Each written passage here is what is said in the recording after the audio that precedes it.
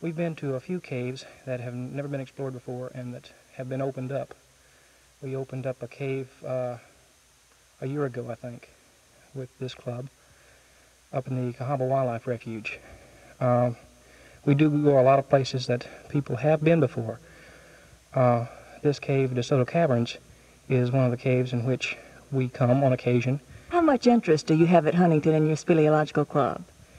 I was surprised to find out the amount of interest we did have. We've got somewhere around 30 people, or 35, who signed up and stated an interest for it. We've got an active group right now of about, maybe 20 people that go off and on at different times.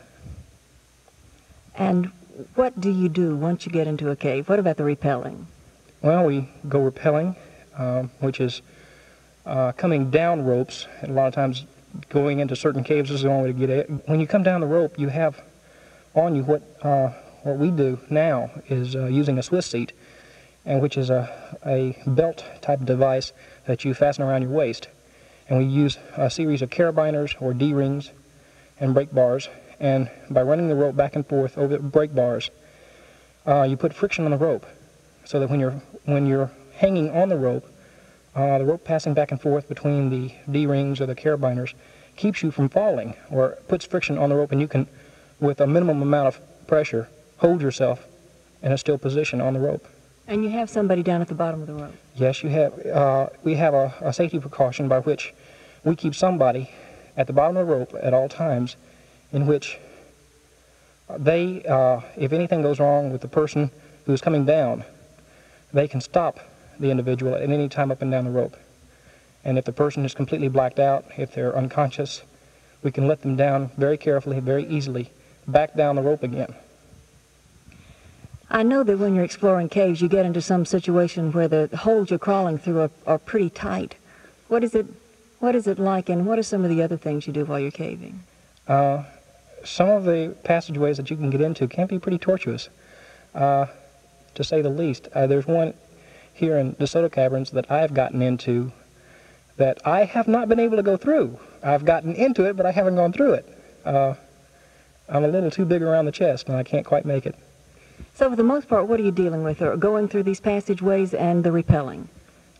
There's a lot of going through these different kinds of passageways, and a lot of times what you're talking about is finding new passageways, finding new sections of caves that maybe nobody has ever seen before, and you're the very first people to ever see this part of creation that has been made. We've had some rough times once where we got lost inside a cave, and we were looking on this one cave we went through. It has numbers on the walls and floors, and you kind of play a game trying to figure out where the numbers are. You have to find them first.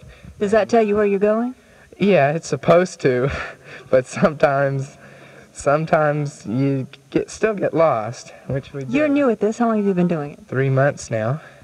It's been probably about the most fun that I've had since I've come to college. We have such a good time when we go. It's just everybody getting together and doing something. Is it any harder for a girl than it is for a guy to go caving? Not really. It's not so much who does it, but the capability of it, or the size. It's not any different, really. What does it take? I don't know. It's just whether you enjoy it or not, and just hanging in there.